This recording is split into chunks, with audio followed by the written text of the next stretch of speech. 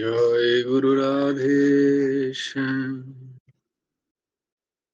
গুরুর ব্রহ্মা গুরুর্বিষ্ণু গুরুর্দেব মহেশ্বর গুরুর সাক্ষাৎ পরব্রহ্ম তস্मै শ্রী গুরবে নমঃ। কৃষ্ণায় বাসুদেবায় হরয়ে পরমাত্মনে प्रणतक्लेशनाशाय गोविन्दाय नमो नमः। कृष्णाय वासुदेवाय देवकीनन्दनाय च नन्दगोपकुमाराय गोविन्दाय नमो नमः। वसुदेवं सुतं देवं कंसचानूरमर्दनम् देवकी परमानन्दम् कृष्णं वन्दे जगद्गुरुम्। নবকুমার চতুষ্পটির আমাদের শ্রীমদ্ ভগবদ গীতার ক্লাস। যে যে শ্লোকগুলো আমরা কণ্ঠস্থ করছিলাম সেগুলো আগে পড়ে নিই। ধর্মক্ষেত্রে কুরুক্ষেত্রে সমবেতাयुयुत्सव मामकाः पाण्डवश्चैव किम् अकुर्वत सञ्जय यत्र योगेश्वरः कृष्णो यत्र पार्थो धनुर्धरः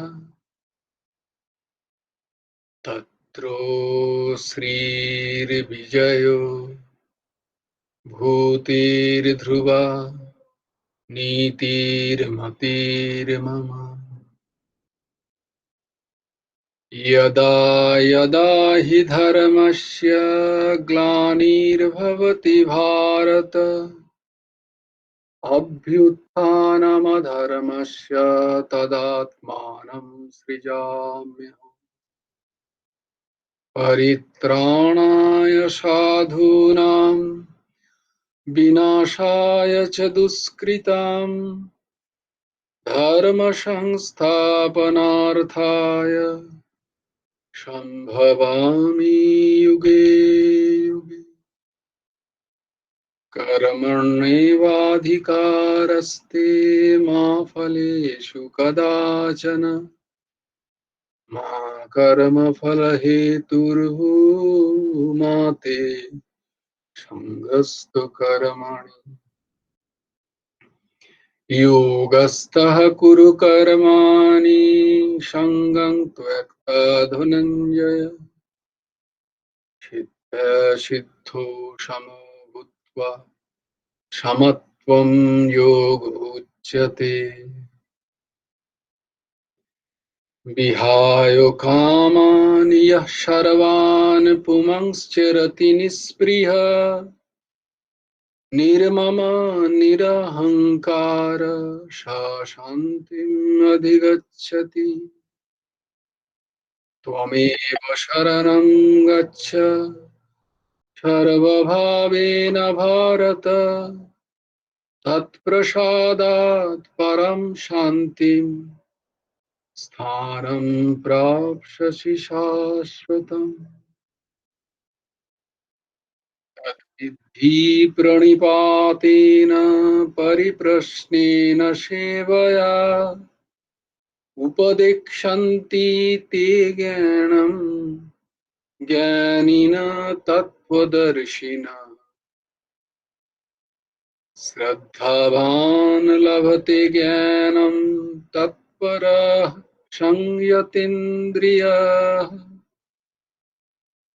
ज्ञानं लब्ध्वा परं शान्तिम् স্থানম প্রাপ্স্যসি শাশ্বতম। আজকে আমরা শ্রীমদ্ ভগবদ গীতার পঞ্চম অধ্যায়ের অষ্টম এবং নবম এই দুটি শ্লোক আজকে আমরা দেখব। অষ্টম এবং নবম, এই সব জায়গাতেই অষ্টম এবং নবম দেখো শ্লোক দুটো একসাথে করা আছে। সপ্তম শ্লোক, তারপরে অষ্টম এবং নবম। সপ্তম শ্লোকে আমরা যেটা দেখলাম যে আমরা কিভাবে যোগ যুক্ত হয়ে আমাদের সংসারের কর্মগুলো করতে পারি। স্বাভাবিকভাবেই একটা প্রশ্ন সবার মধ্যে আসে, হয়তো তোমাদের মধ্যেও এসছে। সেটা হলো গিয়ে যে ঠিক আছে, আমরা তো ওইভাবে সংসার করব, আমরা তো সব জায়গায় নিজের সর্বভূতাত্মা ভূতাত্মা, সমস্ত ভূতে সমস্ত ভূতাত্মায় আমি আমাকে নিজেকে দেখবো। এরাম যখন আমার স্থিতি আসবে, এরাম যখন আসবে, আমরা তো চেষ্টা করছি এখন উম সেই স্থিতি নিয়ে আসার। তো বলে এরকম যখন স্থিতি আসবে, যখন আমাকে কোনো কর্মই আমাকে বিদ্ধ করতে পারবে না সমস্ত কর্ম করার সাথে, তখন আমার কি রকম স্থিতি হবে? মানে তখন আমি কি কর্ম করব? আমি কি করে কর্ম করব তখন? বা কর্ম করলেও কি করে করব? বা কর্ম করার আমার প্রয়োজন আছে কিনা? কর্ম আমি কেনই বা করব? তখন তো আমার সর্বভূতে সেই নিজের আমার যত রিকোয়ারমেন্ট গুলো আমি তো সব তো সবার জায়গায় দেখতে পাচ্ছি, সেগুলো হয়ে যাচ্ছে। তাহলে আমার আর আলাদা করে করার কি প্রয়োজন? এই প্রশ্নটা সবার কার মধ্যে আছে। স্বাভাবিকভাবে যে প্রশ্নটা এখানে, যেটা সরাসরি যে প্রশ্নটা আছে, যে যারা সিদ্ধ হয়ে যান, যারা এনলাইটেন্ড হয়ে যান, যারা সেই বোধ যাদের মধ্যে হয়ে যায় যে আমি নিত্য কৃষ্ণ দাস বা অহম ব্রহ্মাস্মি, তত্ত্বম আসি, তত্ত্বম আসি, আমি সেই, দ্যাট দাও আর্ট। এই যে বোধ যখন যার হয়ে যায়, তার তখন জীবন চরিত কেমন চলে। হুম, তার জীবন চরিত কেমন চলে, এক তো এটা।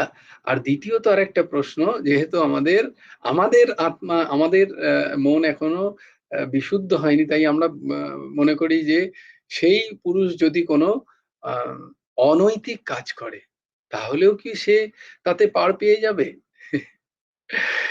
এই প্রশ্ন আমি পেয়েছি অনেক, এবার আমি নিজে পেয়েছি। তখন আমার তার জ্ঞান ছিল না, আমাকে একজন করেছিল, আমার এক বন্ধু, যে তা কি করে হয়? কেউ যদি এত অনৈতিক কাজ করে, যদি সে আহ, হঠাৎ যোগযুক্ত হয়ে গেল, জ্ঞান প্রাপ্ত হয়ে গেল, তার সমস্ত কর্ম থেকে সে মুক্ত হয়ে যাবে? এটা কখন? এটা আমি মানতে পারছি না। এরকম তার ভাব। আমার মনে আছে প্রশ্নটা, অনেকদিন আগেকার প্রশ্ন, সেই বন্ধুটি করেছিল, কিন্তু তখন আমার কাছে এর উত্তর ছিল না। আমি যদিও তখন উত্তর দিয়েছিলাম জগাই মাদাইকে ভেবে। জগাই মাদাইয়ের কথা তখন পড়েছিলাম আমি, যে জগাই মাদাই যখন তাকে কৃপা করলেন শ্রী চৈতন্য মহাপ্রভু, এবং শ্রী চৈতন্য মহাপ্রভু তো নয়, কৃপা করলেন নিত্যানন্দ প্রভু। মেরেছ কলসির কানা, তা বলি কি প্রেম দেব না? কলসির কানা কানা মেরে নিত্যানন্দ প্রভুর রগ থেকে দরদর করে রক্ত বেরোচ্ছে। কলসি মানে হচ্ছে ওই কলসি, এই সেই মদ তৈরি হয় যেই কলসি, সেই কলসি দিয়ে মেরেছে নিত্যানন্দ প্রভুর মাথায়। খালি গিয়ে বলেছে, তোরা এইসব নষ্ট করছিস কেন জীবন, একটু হরিনাম কর।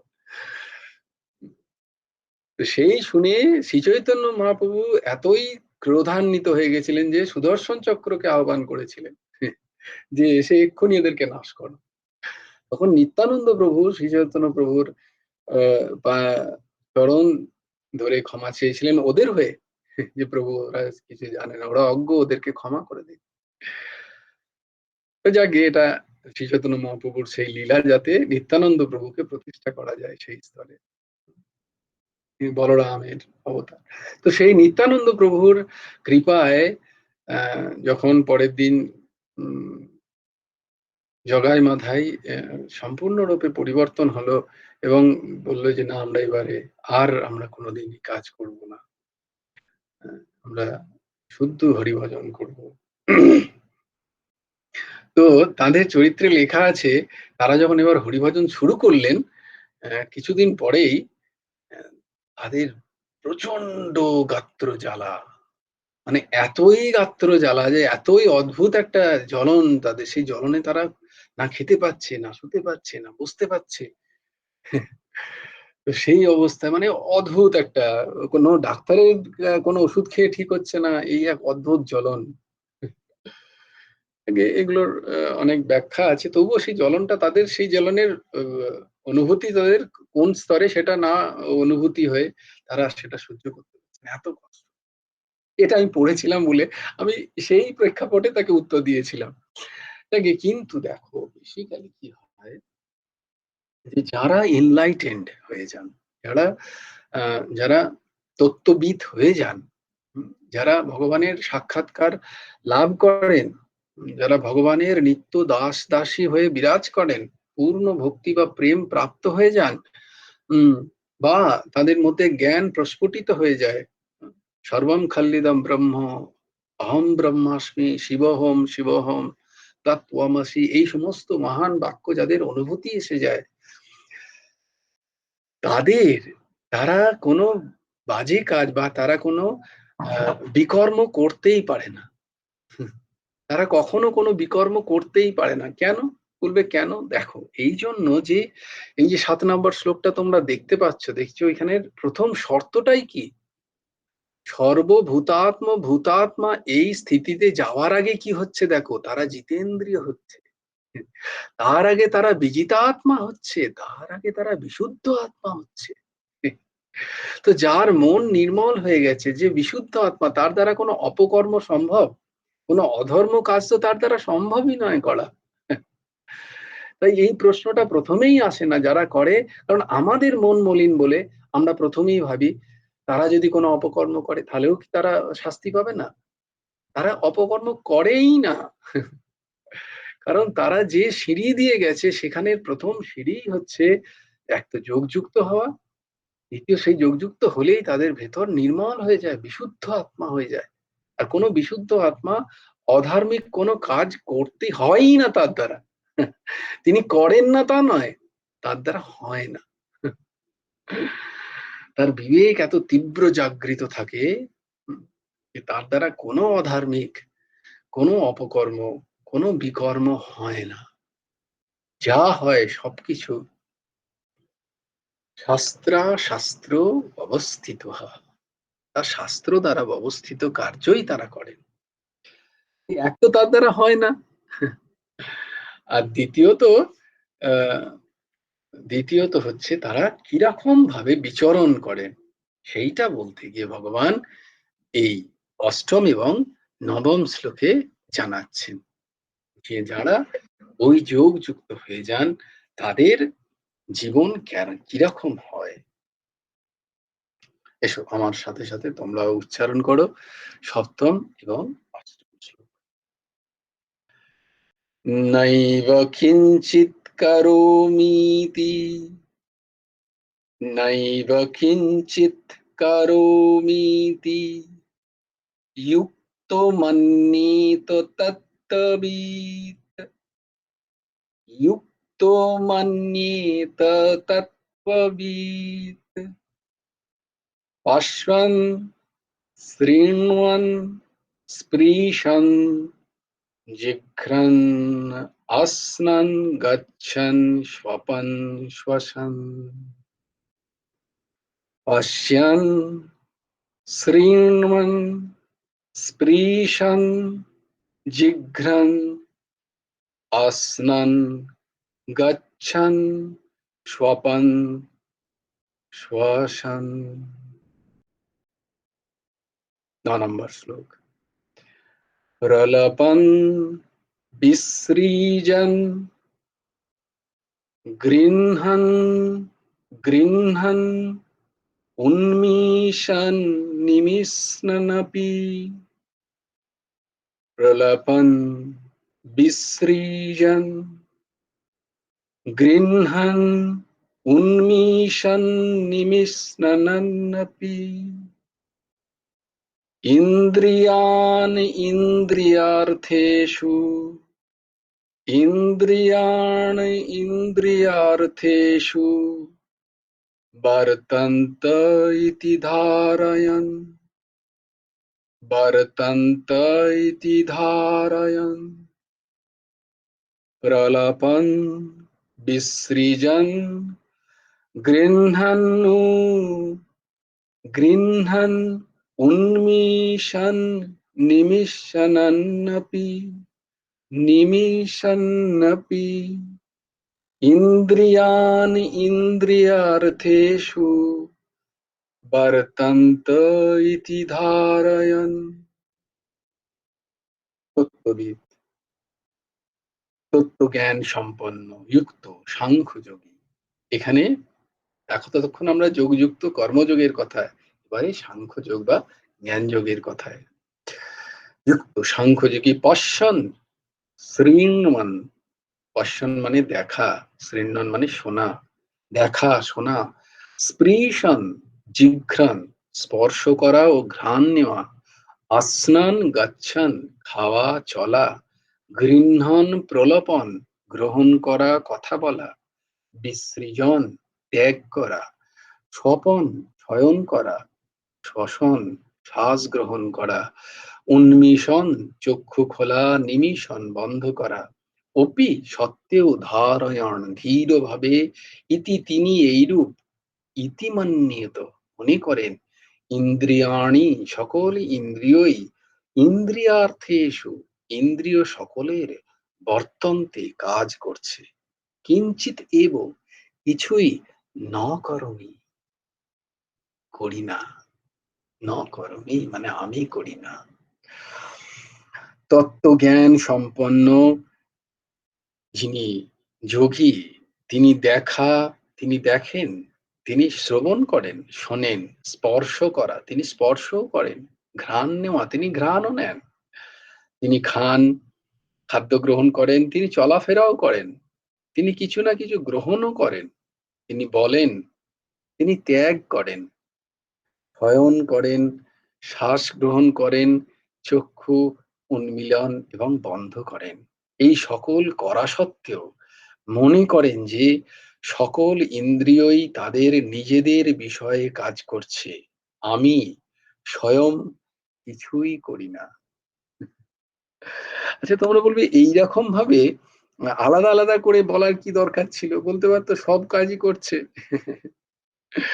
এই আলাদা আলাদা কথা কথা করার বলার মানে প্রথমেই তোমাদের বলে দিই যে দেখো এখানে যে কটা কাজের কথা আছে, সেই কটা কাজ যেগুলো আমাদের প্রকৃতি, হ্যাঁ, প্রকৃতি আমাদের ওপরে কর্ম করছে, স্বয়ং স্বরূপের উপরে প্রকৃতি যেভাবে কর্ম করছে। কি প্রকৃতি?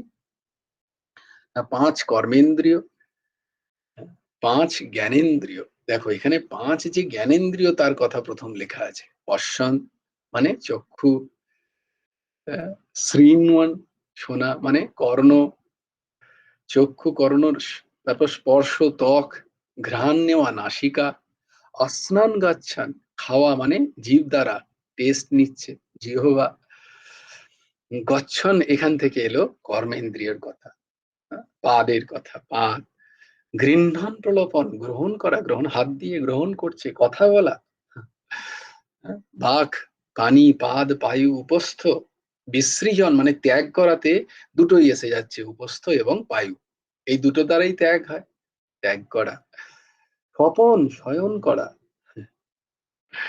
শয়ন করা হয় কি দ্বারা? না, মন তখন মনের কার্য, অন্তঃকরণের কার্য, স্বপনে শয়নে। আর কি হয়?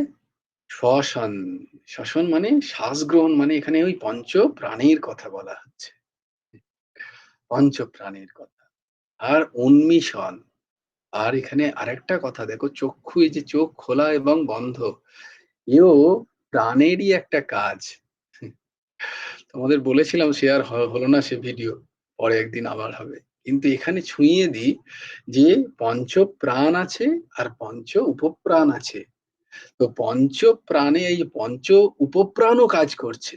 ১০ রকম প্রাণ কাজ করে আমাদের মধ্যে। তো পঞ্চপ্রাণ, পঞ্চ উপপ্রাণ। পঞ্চ উপপ্রাণের মধ্যে এই যে চোখ খোলা বন্ধ হওয়া, এটা এক প্রাণেরই কাজ। এক বায়ুর কাজ এটা। এই বায়ু, এই যে উপপ্রাণের নাম হচ্ছে কূর্ম। কূর্ম উপপ্রাণ দ্বারা আ এই যে চক্ষু বন্ধ, চক্ষু উম উন্মীলন, চক্ষু উন্মীলন এবং নিমিষণ হয়। উন্মীলন, নিমিষণ এই যে হচ্ছে অটোমেটিক্যালি হয়। দেখো খানিকক্ষণ একটু কনসিয়াসলি দেখতে পাবে, খানিকক্ষণ পরে, পরেই তোমার চোখের পাতা পড়ছে। হ্যাঁ, অটোমেটিক্যালি। এটা ক্রিয়া সদৃশ্য। এটা যার দ্বারা হয় তার এই উপপ্রাণে। তাহলে এখানে কতগুলো জিনিস খেয়াল করছেন ভগবান বলছেন যে ৫ কর্মেন্দ্রিয়, ৫ জ্ঞানেন্দ্রিয়, পঞ্চপ্রাণ, চতুর চা চা ৪ টে অন্তঃকরণ, ৪ টে অন্তঃকরণ আছে না? মন, বুদ্ধি, চিত্ত, অহংকার। হ্যাঁ? অন্তঃকরণ চতুষ্টয় এর কথা তো আমরা আগেও শুনেছি। মন, বুদ্ধি, চিত্ত, অহংকার। এই ৪ টে অন্তঃকরণের কর্ম হচ্ছে। প্লাস কারোর হচ্ছে না পঞ্চপ্রাণের কাজ হচ্ছে। আর কার হচ্ছে না উপপ্রাণের কাজ হচ্ছে। হুম, এই সমস্ত কিছু কিন্তু প্রকৃতি। এই সবকিছু প্রকৃতি। বলছি এই সবকিছু প্রকৃতির সাথে তুমি স্বয়ং এর কোনো সম্বন্ধ নেই। প্রকৃতি প্রকৃতির কাজ করছে তোমার উপরে অ্যা অধ্যাস হয়ে।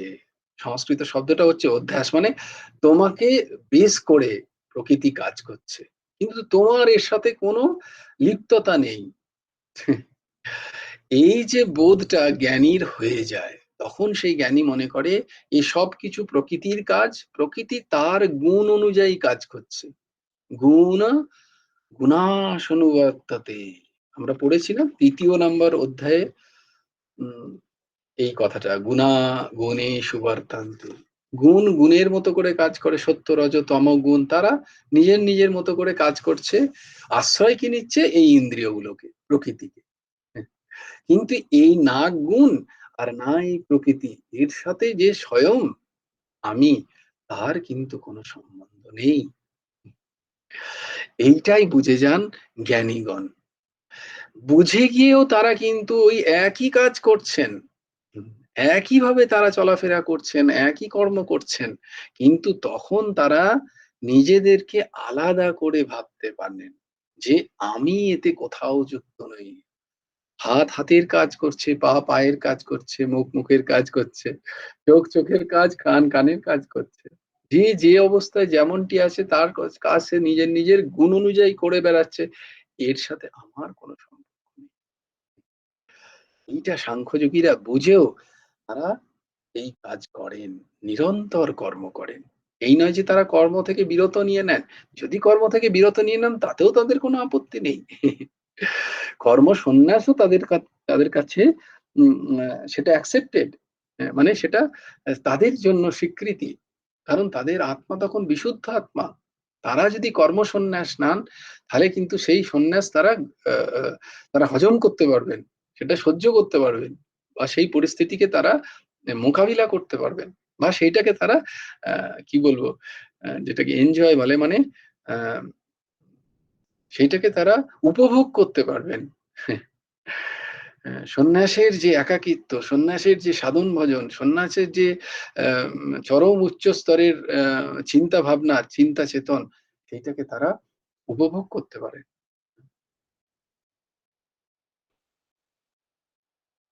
তাদের আত্মা কারণ কি? বিশুদ্ধ আত্মা।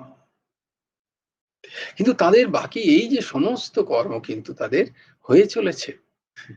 এই নয় যে তারা এগুলো থেকে বিরত নেন। যদিও বিরত কর্ম সন্ন্যাস হলেও অন্তঃকরণের কাজ তো অন্তঃকরণ করছেই। চক্ষু, কর্ণ, নাসিকা, জিহ্বা, প্রাণ উপরাণ তো তার কর্ম সে করছেই। কিন্তু তার আর সেখানে কোনো কর্তৃত্ব নেই। যেমন ধরো এখানেই প্রমাণিত হয়, এখনই প্রমাণিত হবে। তোমরা বলবে এগুলো কি শাস্ত্রে? বলে না, না এক্ষুনি প্রমাণিত হবে যে এমন অনেক কিছু কর্ম আমরাও করছি। আমরাও এমন অনেক কর্ম করছি যাতে আমাদের কোনো কর্তৃত্ব অভিমান নেই। কিরকম? এই যে চোখের পলক পড়ছে, এই দেখো পড়ল। উ উ কেউ আমরা বলছি এই ফেললাম চোখের পলক। দেখলি কতবার চোখের পলক ফেললাম। রাত্রে শোয়ার আগে আজকে অনেকবার নিঃশ্বাস-প্রশ্বাস নিয়েছি। প্রশ্বাস নিয়েছি তবেই আমি বেঁচে আছি। কেউ বলি আমরা? কোনো কর্তৃত্ব অভিমান আছে কি? হ্যাঁ, কোনো কর্তৃত্ব অভিমান নেই। খুব ভালো, খুব হাসির কোনো একটা জিনিস হলে আমরা অটোমেটিক্যালি হাসি। আমরা বলি, হেসে দেখিয়ে দিলাম।" এরকম তো কখনো বলি না। কান্না পেলে আমরা কেঁদে ফেলি। হ্যাঁ? তারপরে তার অহংকার হয় আমাদের, কাঁদার অহংকার। কখনো শুনেছ নাকি? তো দেখো অনেক কাজ আমরা নিজে করছি। হ্যাঁ? কিন্তু তাতে আমাদের কর্তৃত্বাভিমান নেই। তাহলে বোঝা যায় এই স্থিতিটা কিন্তু আমরা অনুভব করছি। আমরাই করছি। আর কি করছে? ওই স্বস্বরূপ অনুভব করছে। কিন্তু সেটাকে সে পাত্তা দেয় না। এর বাকি ইন্দ্রিয়গুলো যখনই অহমের ধরাতলে এসে কাজ করে, তখনই সেগুলোকে ধরে নেয়। আমি করেছি, আমি করেছি। বস্তুত সেটাও সে করেনি। হ্যাঁ? দেখো এইখানেই প্রমাণিত হয়ে গেল। It's every time it's happening. আমাদের এমন অনেক কাজ যা উম আমাদের নাগালের বাইরে। খাদ্য ওই যে বারবার যেটা বলা হয় যে একবার খাদ্য মুখে চেবানোর পরে গলার নিচে গেলে তারপরে যে তার কি হচ্ছে তার কোনো কন্ট্রোল আছে তোমার কাছে? বা নাক দিয়ে নিঃশ্বাস নেওয়ার পরে সেই বায়ুর কি হচ্ছে? সেই বায়ুর কোনো কন্ট্রোল আছে তোমার কাছে? তোমার কোনো সিস্টেমের কোনো কন্ট্রোল আছে? না ব্লাড সিস্টেমের কোনো কন্ট্রোল আছে তোমার, না প্রাণবায়ুতে তোমার কোনো কন্ট্রোল আছে। তোমার আমরা যেগুলো ভাবি যে আমি কর্তা, সেই কর্তারপণে তুমি তোমার দেহর যে সমস্ত সিস্টেম গুলো কাজ করে সেগুলোই চালিয়ে দেখাও দেখি। কত কতটা অসহায়, কতটা অসহায় আমরা। তবুও আমরা কত অহংকারী, তাই না? ছোট, ছোট বিষয়ে। আমাদের নিজেদের দেহটাই আমরা চালাতে পারি না, আমরা বিশ্ব চালাবো। ভগবান আমরা হয়ে বসি মাঝে, মাঝে। তাই না? আমরা ভগবান। তার মানেই বোঝা যাচ্ছে ভগবান এখানে উপলব্ধি করতে বলছে আমাদের সবাইকে। ওরে দেখ সামান্য তোর দেহের সিস্টেম গুলোই তুই চালাতে পারিস না। তুই আমার জায়গায় এসে বসবি কি করে? এইখানটা তো একটু আলাদা করে রাখ নিজেকে। এতটা অহংকার করতে নেই। হ্যাঁ, যদিও স্বস্বরূপে একই তুই আর আমি। এইটা বোধ করার জন্যই তো মনুষ্য শরীরটা দিয়েছি যে মনুষ্য শরীরে এই সিস্টেম গুলো তুই চালাতে পারিস না এই বোধটা তোর হবে। কুকুর, ভেড়া, ছাগলের নেই, হবে না। তুই বুঝতে পারবি। তবুও আমরা কত অহংকারী। আমরা এই করলাম, সেই করলাম, তাই করলাম। এর মানে হচ্ছে এই সমষ্টি, দুটো জগৎ, একটা হচ্ছে সমষ্টি আর একটা হচ্ছে ব্যষ্টি। দুটো জগতে আমরা বাস করছি। ব্যষ্টি মানে একটা আমাদেরকে বেষ্টন করে যে কজন আছে। আমাদের মানে স্বস্বরূপকে বেষ্টন করে ১ম এ কারণ শরীর, তারপরে সূক্ষ্ম শরীর, তারপরে স্থূলস্থরীর, আস্তে, আস্তে প্রকাশমান। তারপরে স্থূলস্থরীর সাথে সম্পর্কযুক্ত আমার আত্মীয়, কুটুম্ব, পরিজন।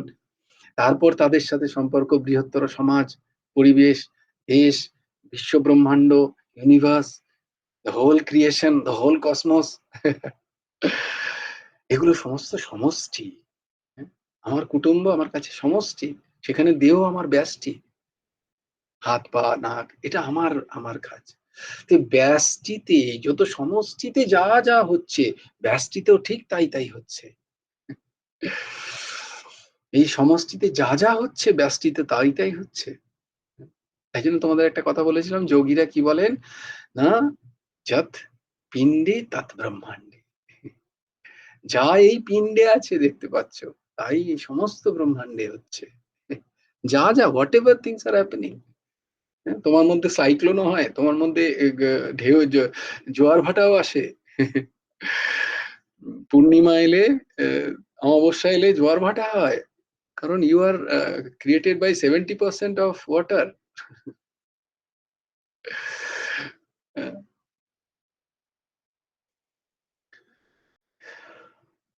হয়। যা এই সমষ্টিতে হচ্ছে তা আমাদের এই ব্যষ্টিতেও হচ্ছে। হ্যাঁ? তাহলে সমষ্টি যদি আমার দ্বারা চালানো সম্ভব নয়, তাহলে ব্যষ্টিও আমার দ্বারা চালানো সম্ভব নয়। এটাই সিদ্ধান্ত। এই জেনে কি করতে হয়? স্বস্বরূপে উপস্থান করে ভগবানের নাম কীর্তন করতে হয়। দাস ভাব নিতে হয়, বিনীত হতে হয়, হ্যাঁ? দাস-দাসীর ভাব নিতে হয়। বিনয় সম্পন্ন হতে হয়। আর নিরন্তর ভগবানের নাম গান করতে হয়। তৃণাদপি শুনিচেন তরুরপি সহিষ্ণুনাম অমানিন মানতেন কীর্তনিয়া সদা হরি। হরের নাম হরের নামৈব কেবলম কালো নাস্তিব নাস্তিব নাস্তিব গতিরন্যথা। আর কোনো গতি নেই। হ্যাঁ? ঠাকুর বলছেন, পরমহংস ঠাকুর শ্রী শ্রী হেমন্তদেবজি বলছেন, তিনি অত্যন্ত আধুনিক এবং পরম সংসারী। তিনি বলছেন বড় বড় করে, আমরা এখানে চাকরি বাকরিও করতে আসিনি, সংসারও করতে আসিনি, তো কি করতে এসছেন? বলছে আমরা এসছি আমাদের এই ঠাকুরটিকে ভালোবাসতে, হরি প্রেম আস্বাদন করতে এই মনুষ্য জন্মে। এটাই একমাত্র উদ্দেশ্য। আমরা এখানে এসব করতে আসিনি। হ্যাঁ, কর্তব্যর খাতিরে যা পেয়েছি সেগুলো এত সুন্দর করে করব, হরির কাজ মনে করে। সেটাই আমি কর্মযোগে করছি। কিন্তু মূলত উদ্দেশ্য কি? হরির প্রসন্নতা। আমার অহমের প্রসন্নতা নয়। অহমের কে গলাতে হবে। অহংকে গলাতে হবে। তাই বলছেন যে তত্ত্ববিদ তাকেই বলা যায় যিনি স্বরূপে যার কোনো কর্তৃত্বাভান বা যার অহং দ্বারা নিজের যে কর্তৃত্বপন তার ভাব যার সম্পূর্ণ তিরোহিত হয়ে গেছে, যার মিটে গেছে মন থেকে, অন্তঃকরণ থেকে, সেই ব্যক্তি হচ্ছেন তত্ত্ববিদ মহাপুরুষ। আমরা কি করলাম? আমরা জানলাম। আমরা কি তত্ত্ববিদ হইনি? না, হইনি। আমরা জেনেছি তত্ত্ববিদ এরম হয়। নাও আমাদের চেষ্টা, পথ চলা শুরু। যে আমরা এটলিস্ট এইটা জেনে যখন অহং আমাদেরকে ধরবে এসে, তখন যেন আমরা বুঝতে পারি এটা অহমের কাজ। সেইভাবে যেন আমরা আচরণটা শুরু করতে পারি। তত্ত্ববিদের আচরণ করতে হয় না, হয়। আমাদের করতে হবে। সদা জাগ্রত থেকে। বিবেককে জাগ্রত রাখতে হবে এবং আমরা ওইভাবে আমাদের নিজের আচরণটা করতে একদিন আমরাও সেই তত্ত্ববিদ পর্যায়ে পৌঁছে যাব। বলে এটা কিরকম? এর উদাহরণ একটা দাও। হ্যাঁ? যে তত্ত্ববিদ আর আমাদের মধ্যে কিরাম পার্থক্য? না, আ যখন যে স্বপ্ন দেখে, সে স্বপ্নের সবকিছু সত্যি মনে করে।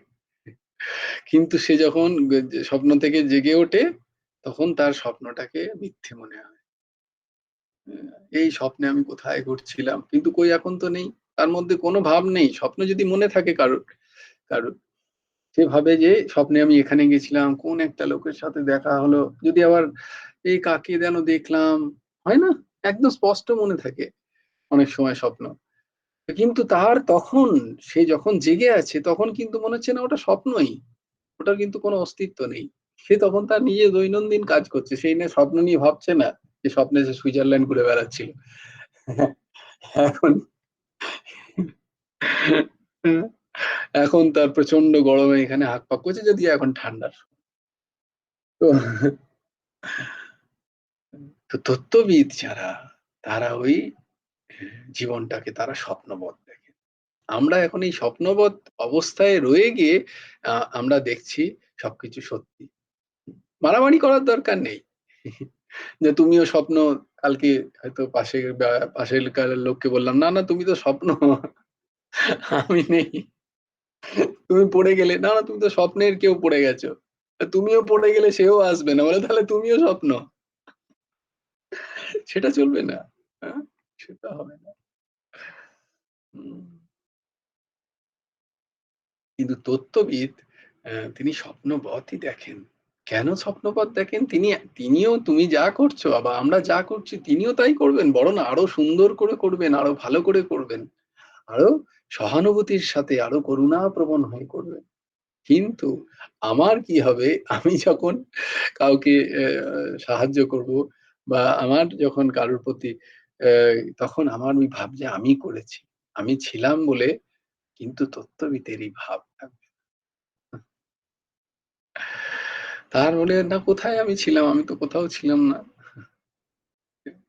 এটা তো ওর ভাগ্যে ছিল তাই। ভগবান ওখানে আমায় পৌঁছে দিয়েছিলেন। আমি কোথাও আমি থোড়ি গেছিলাম। আমার কিছু নেই। কাউকে আমি কিছু দিলাম? না, না কোথায় আমি দিয়েছি? এটা তো তারই বস্তু ছিল আমার কাছে গচ্ছিত রাখা আমি তাকে দিয়েছি। এর মধ্যে আমার কোথাও কিছু নেই। হ্যাঁ, যেমন আজকেই হয়েছে। আমাদের আজকাল খুব বাঁদর আসে এখানে। তো বাঁদর আসে যথারীতি গুরুদেবের অত্যন্ত কৃপায় প্রায় সে কিছু না কিছু পায়। দরজা খোলা থাকে, তো সে কিছু না কিছু তার ভাগ্যে জোটে আরকি। আর না হলে তাকে জানলার ধারে জানলার বন্ধ করে তার বাইরে দিয়ে দেওয়া হয়, একটা স্ল্যাব আছে। রুটি আদি, রুটি, কলা যা তো প্রায়ই অনিচ্ছাকৃত সত্ত্বেও গুরুদেবের কৃপায় সে তার নিজের মতো করে এসে বুফে করে আরকি আমাদের ঘরে। মানে বাফেট লাঞ্চ সে করতে পারে আরকি। যা পায় সে তুলে নিয়ে চলে যায়। আজকেও তাই হয়েছে। আমি একটা কাজ করে বোধহয় কন্যা কুসুমের সাথে কথা বলে না অন্য একটা কাজ করে বেরিয়ে ইয়ে থেকে বেশি সেবা নেব বা যথারীতি বন্ধ করতে ভুলে গেছি। তো সুন্দর সে কলা, তারপরে উম একটা ব্রিটানিয়া, ব্রিটানিয়া না, পতঞ্জলির ম্যারি বিস্কিটের একটা বড় প্যাকেট সে সুন্দর করে নিয়ে গিয়ে দারুণ তার ফিস্ট হলো। তো উম ভাবটা এটা হলো যে দেখো ঠাকুরের কত দয়া, কত কৃপা, যে এটা আমার দেয়া উচিত ছিল তাকে। এটা তারই জিনিস। সে পেয়েছে। তাতে আনন্দ করো। ভালো, খুব ভালো, ঠাকুরের কি দারুণ জীব সেবা হলো। তাহলে তোমরা আমাকে ভেবেছো না যে আমি তত্ত্ববিদ। আমি উদাহরণস্বরূপ বলছি আরকি। হ্যাঁ, গুণাগুণেষু বর্তন্তে। তো গুণ গুণের মতো কাজ করে, সত্য রজতম গুণ। এই গুণ আমাদের ইন্দ্রিয়কে সাহায্য করে, ইন্দ্রিয়কে আশ্রয় করে কর্ম করছে। আবার একটা উদাহরণ দিই তোমায় যে কিরকম করে হচ্ছে।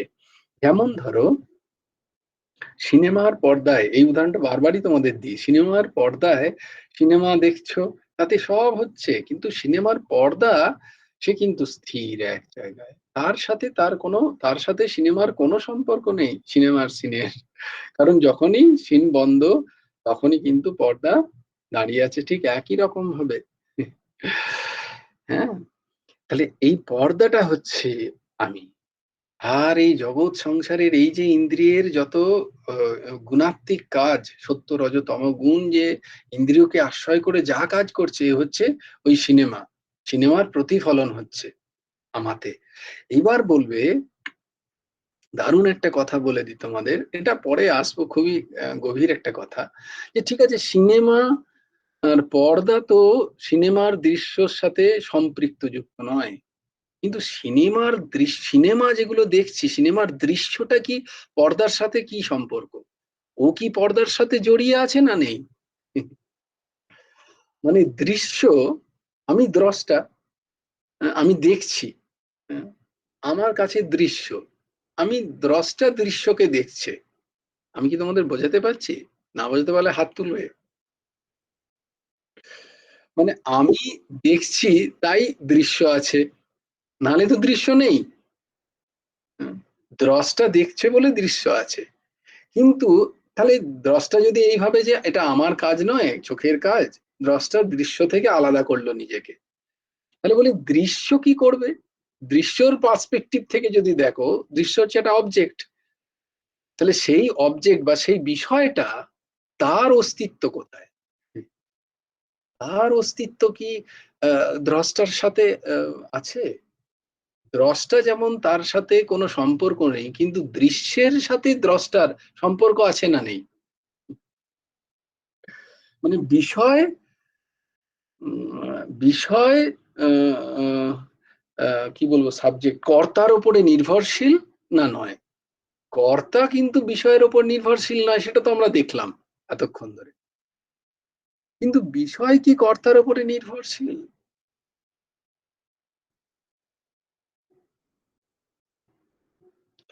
এটা যদিও খুব টাফ একটা বেদান্তের সিদ্ধান্ত। দ্রষ্টা দৃশ্য বিবেক, এই নিয়ে হয়। হুম, যদি ভগবান চান, যদি আমাদের ক্লাস চলে, সেই পর্যায়েও যাব আস্তে আস্তে। আগে ওই যে আমরা শ্রীমদ্ জয়গুরু রাধেশ্যাম, হ্যাঁ, জয়গুরু রাধেশ্যাম। বলছি যে যেমন সুতোতে মালা গাঁথা থাকে, পুঁতিগুলো গাঁথা থাকে, কিন্তু পুঁতিগুলোর সাথে সুতোটার কোনো সংযোগ আছে এইভাবে, এটা ব্যাখ্যা করছো তো?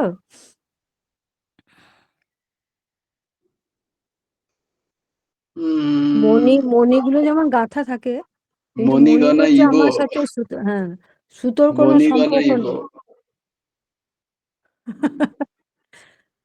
চলো ये भी सही আচ্ছা। है, চলো। খানিকটা ওইরকম যদিও না, যদিও ওই ওই উদাহরণটা অন্য জায়গায় কাজে লাগে, হুম, বেদান্তের অন্য ব্যাখ্যায়। ঠিক আছে, চলো ওটাও ওটারও ব্যাখ্যা হবে। এটা হচ্ছে, আমি বলছি যে পর্দায় সিনেমা দেখতে পাচ্ছি, হুম, পর্দার সাথে সিনেমার কোনো সম্পর্ক নেই। মানে সিনেমা যেটা আমরা যে দৃশ্যগুলো দেখতে পাচ্ছি পর্দার উপরে, কিন্তু সেই দৃশ্যটার কি পর্দার সাথে সম্পর্ক আছে? না, আমার মতে বলছে না। বাহ, হুম, মৌসুমী বলবে, বলো। যদি বলি হ্যাঁ, না যে দাঁড়াও, পর্দাটা আছে বলে আমরা দৃশ্যটা দেখতে পারছি, এই একটা সম্পর্ক রয়েছে, মানে পর্দা রয়েছে বলেই আমি ওই সিনেমার ওই দৃশ্যটা দেখতে পাচ্ছি। Very good, very good. Anybody else? আমি তো বললাম না। ইয়েস। তো সিদ্ধান্ত হচ্ছে এটা, বেদান্তিক সিদ্ধান্ত, যে পর্দার সাথে যে দৃশ্য তাতে অধ্যাস হচ্ছিল, তাকে দেখা যাচ্ছিল, পর্দার সাথে তার কোনো সম্পর্ক নেই। মানে সেটা ব্যতি রেখেও পর্দার কিন্তু অস্তিত্ব আছে। সেটা ব্যতি রেখেও যদি বন্ধ হয়ে গেল আলো, তাহলে কিন্তু পর্দার অস্তিত্ব আছে।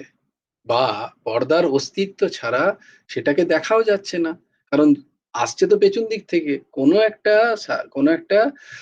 যতক্ষণ না তাকে আটকাচ্ছে সেই আলোটা, ততক্ষণ না আমরা তাকে দেখতে পাচ্ছি না। আমরা মাঝখানেই বসে আছি, আমরা যদি ওপর দিকে তাকিয়ে আমরা লাইটের বিমও দেখতে পাবো না।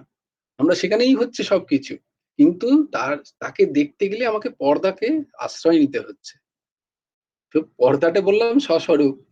তো প্রকৃতি তার এই গুণর দ্বারা ইন্দ্রিয়কে আশ্রয় করে যখন এই কাজগুলো করছে, তাহলে এই যে বিষয়গুলো, এই যে ত্রিগুণ, এই যে প্রকৃতি, এই যে হাত পা যতগুলো বললাম আমি, অন্তঃকরণ, স্থূল শরীর, প্রাণ, উপপ্রাণ, কি বলে, এই সব কিছু কি স্বস্বরূপের উপর নির্ভরশীল? হ্যাঁ, নির্ভরশীল। কারণ স্বস্বরূপ ছাড়া এগুলোর কোনো অস্তিত্ব নেই। পর্দা ছাড়া আলোটার কোনো অস্তিত্ব, মানে আলোটার কোনো প্রকাশ নেই। আলোটার যদি সিনেমা দেখতে হয় তাহলে একটা পর্দা চাই, নাহলে আলো আলো তো এই যে ইনফিনিট একটা রে। এই পর্দাকে যদি অস্তিত্ব তাকে প্রতিষ্ঠিত করতে হয়, তাহলে তাকে পর্দার একটা সাহায্য নিতে হয়। তাহলে প্রকৃতি কিন্তু এই আহ, আহ, পুরুষে, যে পুরুষ, তাতে প্রকৃতি অধ্যাসিত। তার মানে প্রকৃতি ইজ ফুললি ডিপেন্ডেন্ট অন, বলা হয় যে প্রকৃতি পুরুষেই অবস্থিত, এবং শুধু তাই নয়, পুরুষের যে চেতনা তাও প্রকৃতিতে বর্তমান, কিন্তু প্রকৃতি পুরুষ এক নয়। এইখানেই দ্বৈত অদ্বৈত সিদ্ধান্তের সিদ্ধান্ত আসে যে বস্তুতঃ এরা হচ্ছে, দেখা যাচ্ছে যেন দুটো। কারণ প্রকৃতিকে প্রকাশ করতে গেলে পুরুষকে চাই, পুরুষ ছাড়া প্রকৃতির প্রকাশ নেই। আবার প্রকৃতি আলাদা করে থাকতে পারবে না পুরুষ ছাড়া। আবার বস্তুত স্বরূপে দুজন সমান। তাই পুরুষের বেদান্তিক সিদ্ধান্তে যে অদ্বৈতবাদ, তারা শুধু পুরুষকে মানে, প্রকৃতি সেখানে বিলীন হয়ে যায়। কিন্তু ভক্তি মার্গে দুজনকেই মানা হয়, তাই জন্য দ্বৈতবাদে দুজনকেই স্বীকার করে। আর শুদ্ধা আহ, স্বাভাবিক দ্বৈত অদ্বৈতে, যেটা ভগবান নিম্বার্কাচার্য ভগবানের যে সিদ্ধান্ত, সেখানে তিনি কিন্তু দেখাচ্ছেন, দেখো, যে বস্তুতঃ প্রকাশে, ব্যবহারিক দিকে দুটোরই অস্তিত্ব আছে, কিন্তু স্বস্বরূপে কিন্তু ওই এক। যখন সিনেমা চলছে তখন আমরা পর্দাকে দেখতে পাচ্ছি না। যখন প্রকৃতির চারিদিকে এই যে হাত পা নড়ছে, তখন যে নড়াচ্ছে সেই পুরুষকে আমাদের তখন খোঁজ নেই, তার উপলব্ধি নেই আমাদের। কিন্তু যখনই পুরুষের উপলব্ধি হয়ে যাবে তখন এই সবকিছু হয়ে যাবে একটা সিনেমার মতো, একটা স্বপ্নের মতো, একটা দৃশ্য হয়ে যাবে। তখন দ্রষ্টা একাই থাকেন। দৃশ্য সেখানে দ্রষ্টা চাইলে দেখতে পারে, না চাইলে না দেখতে পারে।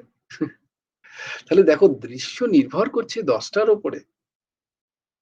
তাই দ্রষ্টার উপরে বা দ্রষ্টার মধ্যেই দৃশ্যের প্রকাশ। এটাকে বলে দিক দৃশ্য, দিক দৃশ্য এবং দ্রষ্টা এর বিবেক। আসবো, তো সেটাই হচ্ছে কথা। আমরা এইভাবে তত্ত্বটাকে খানিকটা বুঝতে চেষ্টা করব, বুঝতে পারবো আশা করি। এই বুঝে প্রথমে তো এটুকু বুঝবো যে এসব প্রকৃতির খেলা চলছে।